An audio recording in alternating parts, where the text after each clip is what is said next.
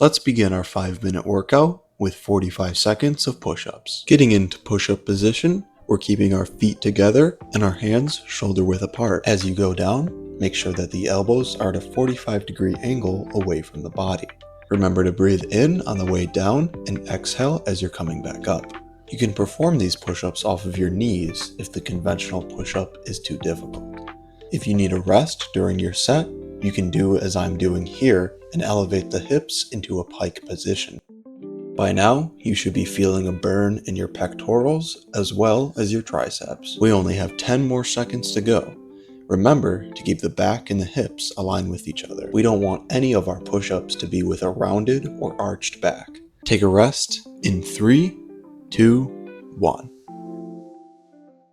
As you take your 15-second rest, lay back on the ground and get ready to do 45 seconds of sit-ups.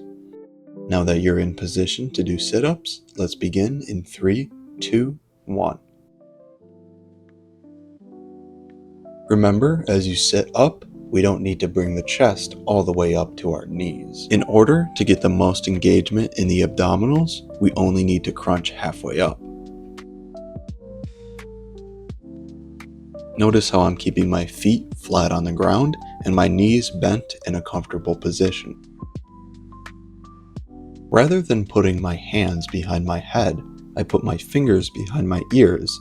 This is to ensure I'm not pulling at the neck. Remember to exhale on the way up and breathe back in as you go down.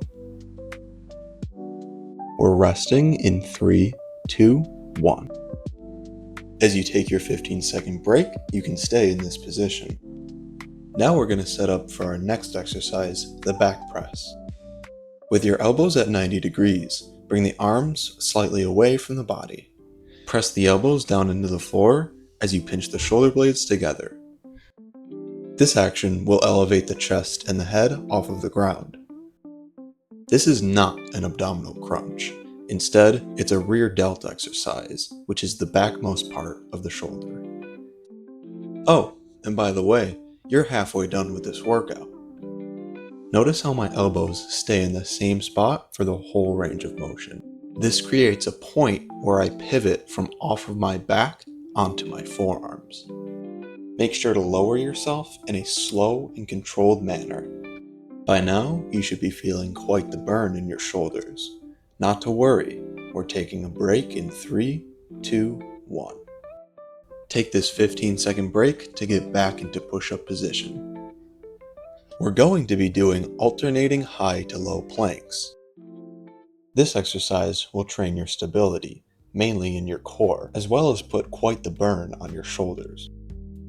If you find yourself unable to do these, 45 seconds in a plank position would be a great substitute. Alternate between which arm you lead with to change position. Remember not to hold your breath during this exercise. I'd recommend inhaling on the way up and exhaling in the down position. Keep going. You're halfway done with the second to last exercise.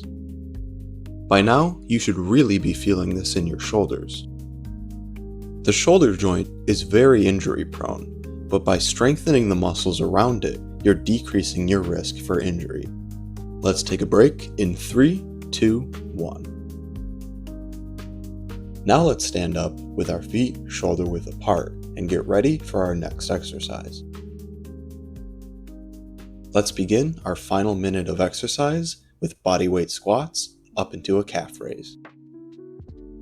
This is a combination of 2 great leg exercises, one to focus the glutes and quads and the other to focus the calves.